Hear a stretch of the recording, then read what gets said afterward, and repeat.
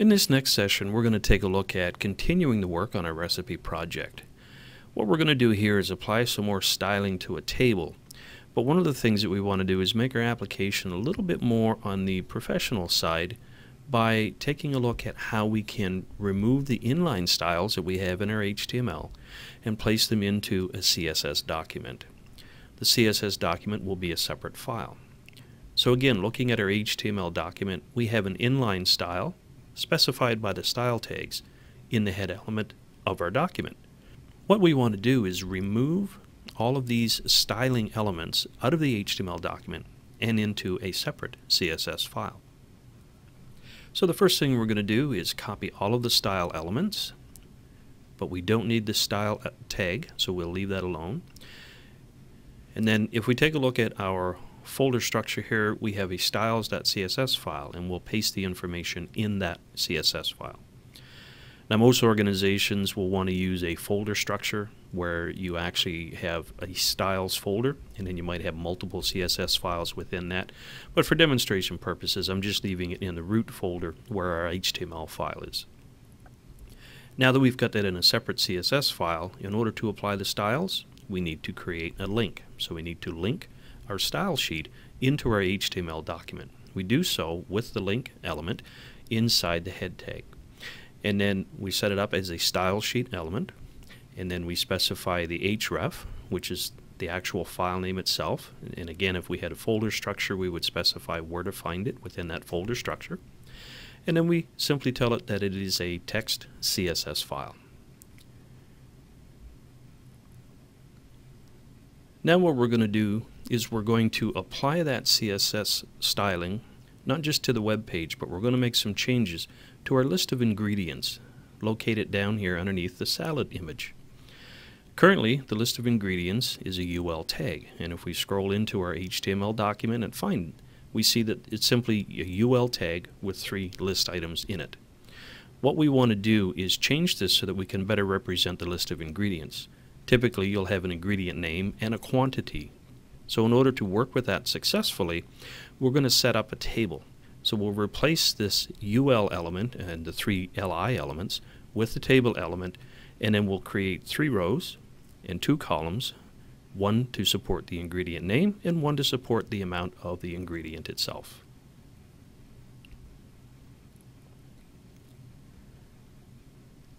So let's go ahead and start replacing that UL with a table element.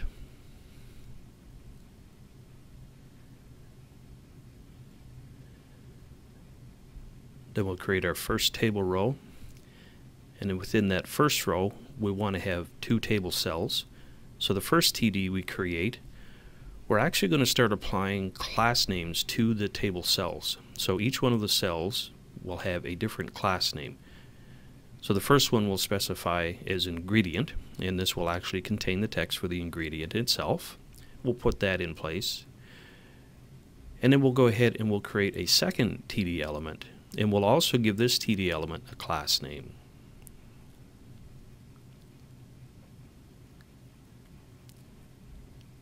The class name that we'll specify here is called amount, so that we know this is for the amount field.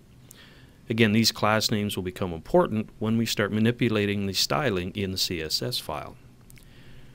So we had 3 ingredients listed prior, so what we're going to do is essentially just copy and paste that initial row, if you will, into 2 second rows, and then we'll have 3 rows all together.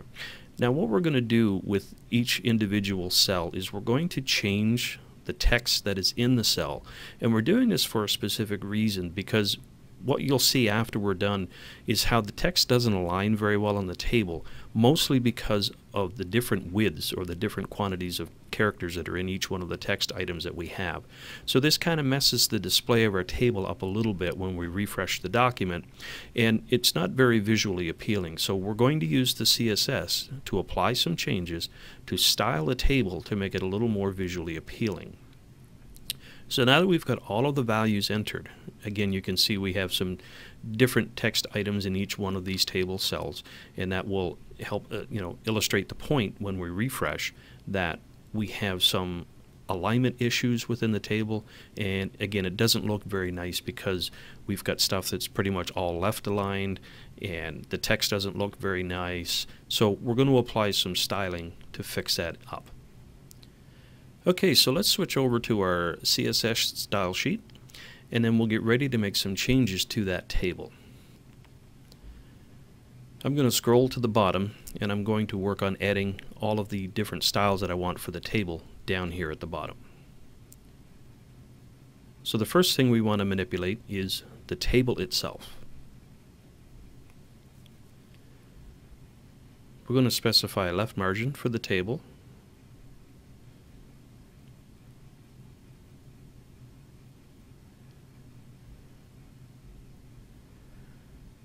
And then if you recall, if we allow a border for the whole table, each one of our cells ends up with a border, and we end up with this double style bordering around the table, and we don't want that. So what we're going to do is we'll specify the border collapse style element in here so that we collapse the border from the table itself. We're going to apply a bottom border to each one of our table rows, and we'll set it as 1 pixel for the width, and we'll use a solid gray color for this particular border. Now that's the only styling we'll apply to the row. Now let's go ahead and apply some styling to our table cells. Again, remember, we used class names in our HTML document, so we're going to use those class names in the style sheet itself. So for the first one, which was the ingredient class, we want to apply some formatting to the text.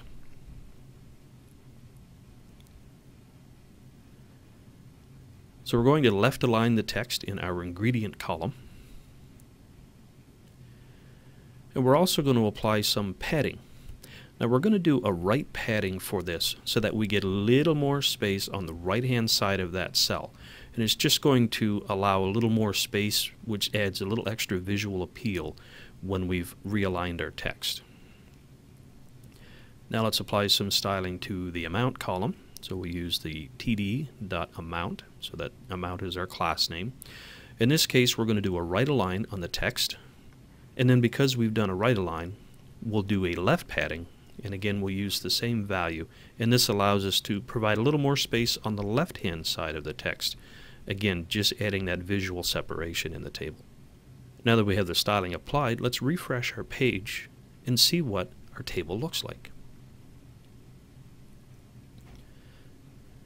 So there we have it. We've got a border underneath each one of the rows. We have left aligned text. We have no border around the entire table. Left aligned text in the ingredient column. And then we have right aligned text in the amount column. So it's a little more visually appealing. We have better spacing between the text, and it looks much better than it did initially. So just to recap, what we've done is we've taken our inline styles, moved them out into a separate CSS file, linked that to the HTML document, and then applied some styling using class names to our table, giving a little more visual appeal to that.